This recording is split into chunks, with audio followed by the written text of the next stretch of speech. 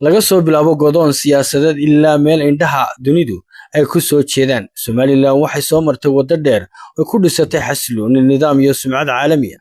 Maanta iyadoo Somaliland ay gaadho guulo ay ku kasbatay kalsooni caalami ah, safarka madaxweynaha Somaliland Cabdiraxmaan Maxamed Cabdilaahi Ciro iyo xidhiidhada cusub ayaa dhalin kara in Abraham Corris uu keeno guulo waaweyn. Ma noqon kartaa tallaabadani guusha xigta ee Somaliland ugu dhowaan lahayd aqoonsi caalami ah? Su'aashaasi iyo su'aalo kale ayaynu kaga jawaabi doonaa warbixinteenna maanta. safarka madaxweynaha Somaliland Cabdiraxmaan Ciro wuxuu ku soo beegmayay xilli Geeska Afrika uu noqday meel ay ku loolamayaan dano badan oo caalami ah. Badda Cas, marinka ganacsiga ah, amniga gobolka iyo loolanka quwadaha ayaa Somaliland siinaya muhiimad ka weyn sidii hore.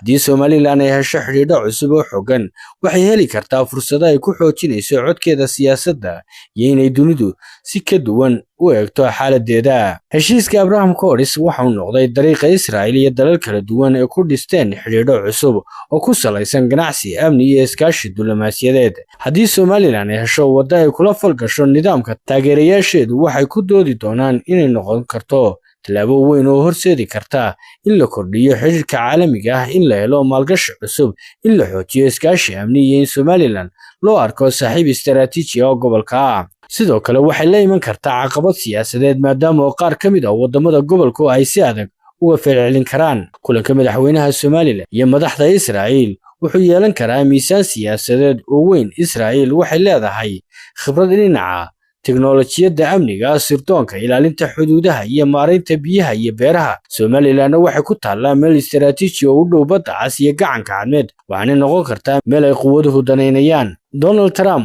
mar kale waxaa lala xiriirinayaa siyaasadaha cusub ee Bariga Dhexe, gaar ahaan Abraham Corris oo la hirgeliyay intii uu xilka hayay. Taageerayaasha fikraddan waxay aaminsan yihiin in haddii Somaliland ay hesho taageero ka timaada saaxiibada Maraykanka iyo xulafo kale, ay abuuri karto waddo cusub ay ku wajahaan aqoonsi ballaaran. waxaase jira su'aalo waaweyn kuwaasoo ah, ma noqon kartaa Somaliland tusaale cusub oo ku saabsan sida heshiisyada gobolka loogu bedeli karo fursado siyaasadeed?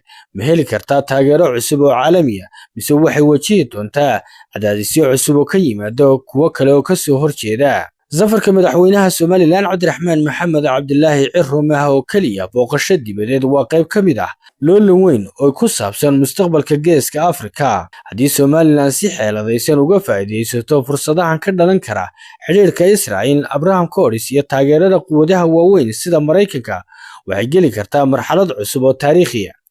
laakiin guushu waxay ku xidhnaan doontaa sida loo maareeyo siyaasadda gobolka, xiriirka dalalka deriska ah iyo danaha caalamiga ah. su'aasha taagan, ma noqon doontaa safarka Ciro bilowgii jid cusub oo Somaliland ugu dhowaanayso aqoonsi caalami ah?